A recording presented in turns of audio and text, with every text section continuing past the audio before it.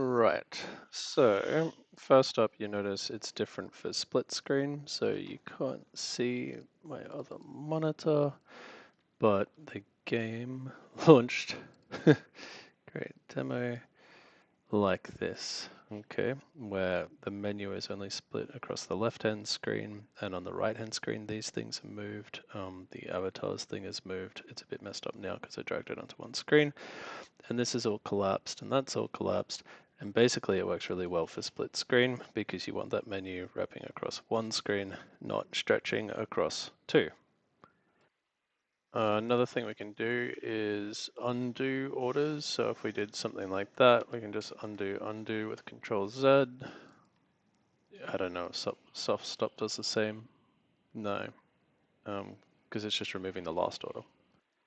So with units, you can split them into however many groups you want, and then you can switch with a key between them. So if I wanted them in two groups, I can just grab like basically anything, split it in half and say half there and half there.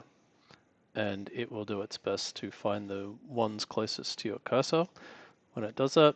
And it also does some interesting things with maths. So if there were like some bricks in here or something, 2 bricks, it would have tried to put 1 brick in each group. So it tries to balance the mass value of the groups that it splits into.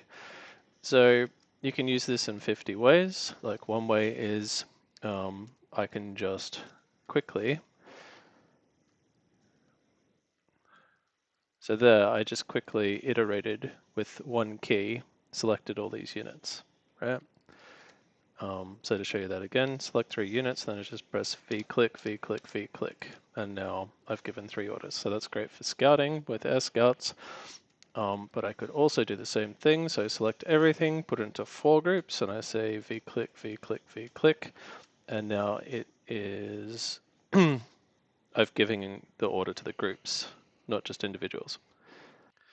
You'll see these adornments, which are actually super duper useful. So that's actually the master factory right there. And this is an idle factory here. That's just a normal factory, which means a slave. So I can give him an order there. And I know which factory to give to assist, right? Because it's got the crown, right? And see that one? That one means that he has some orders, custom orders. He's not a slave factory.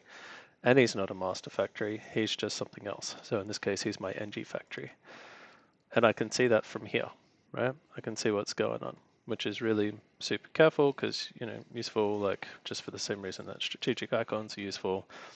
And basically, you zoom in your base, you see you got some idle factories. Which one do you assist?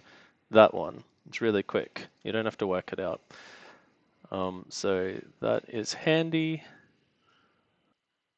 Although I do that with, I just select all idle factories and right click. So I do like Control W right click or something.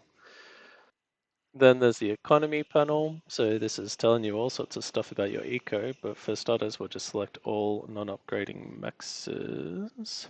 Why didn't that one get picked up? I have no idea. And I'll start them upgrading and pause them. So, and now it's showing I got 15 upgrading maxes and 1 not just normal T1 max, and you see it puts the upgrading symbol as well, so you can see that. And it does there's some other adornments as well. Subs that are surfaced get an icon, and boats that are submerged get an icon. So anything that's weird. Anyway, so then what we can do is grab our NGs and start assisting this stuff. Control W right click to fix that idle factory. And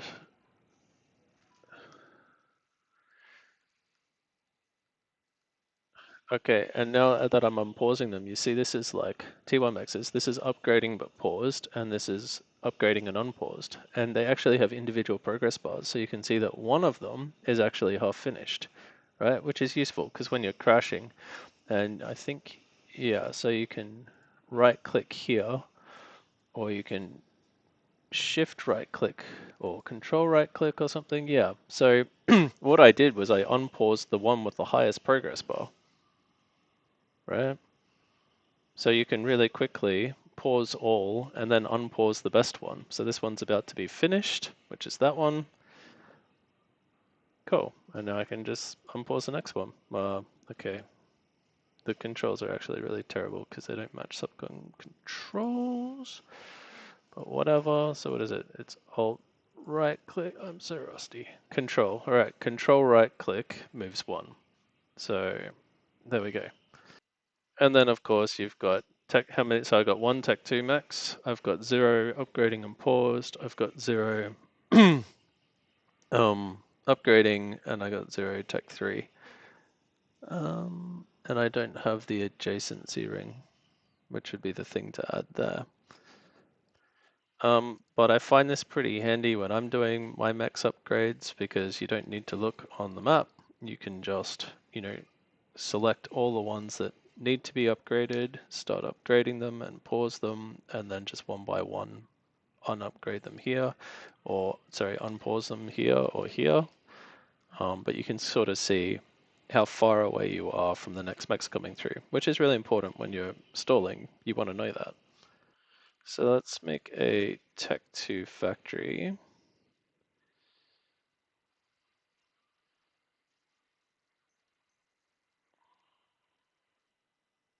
So you can see that this factory, that was my NG factory, is now gone idle. So probably now's the time to do that. You can see this one's upgrading, so that's going to be my Tech 2. You can see I'm not upgrading any maxes at the moment. But what I wanted to talk about is this panel here, which shows your eco. So if you're mega mass stalling, like let's just do it, you can see, the green line show what percentage of your mass has been spent on each of these things. So the green line here, that's like more than 50% of my mass is being spent on maxes, a tiny bit on engineers, tiny bit on factories. That's the T2 upgrade. I'm building PGen somewhere. Yeah, that guy there. Oh yeah, and yeah, you can just click on it. So if you're trying to work out where it is, right, that's it there. You just click on the category. And here I've clicked on my FAQ, so that highlighted that, and here's tanks. But here's the point, you can just pause all this stuff. So if you right click, that just paused all the people using T1. So if I want to rush my maxes, I can just pause everything. And now that paused all of these things, and now only the maxes is upgrading. These ones. That's the only thing. And then I could say, oh no, okay, we better put back on. How do you unpause? Control right click on pauses, and then they can start again. So once again, it's just dealing with eco stalls and stuff. If you're power crashing, oh, and the yellow line is power crash, power use. So you could say, oh, okay, look, my power is stalling massively. Let's just pause all of the PGens, although I hit the wrong button because it changed, but you get the idea. So it's one, you control your economy really quick, and two, you can see your economy, which is really important. It's just a summary. And see that orange bit? That's maintenance use. So that's the power just being used by running the thing. So you can see the difference between building a shield and using a shield. And that's why some T2 units use like electricity maintenance. You can actually see that. And that's the difference between these two columns. One is controlling the building and one is controlling the using, the maintenance cost. So you could, for example, turn off your mass extractors here. So this is pause building maxes or upgrading, and this is pause running maxes. So it's an easy way to turn off all your shields. And now you can see T2 just started, so I've got a bit of T1 and a bit of T2. One thing you might want to do is like stop T1 production, so that is as easy as that. And then I could probably say, all right, let's grab these two factories and assist that one now. Oh, and and upgrade them. So now I can see I've got two factories, but now this one's the master. So that's still a master because it's been assisted by someone, but whatever. So my blob of units, I could redistribute that a bit. I'm crashing hard, so let's stop all those silly upgrades I was doing. And let's just, okay, so I want to get this going, so I select idle engineers and I move half here and half there. That was two groups with the cycle between group button. And here we can split them like that will be nice. Um, I use one key I use a lot is select similar on-screen unit. So I could like come here and just grab those two and hit Z, and it left out all the scouts.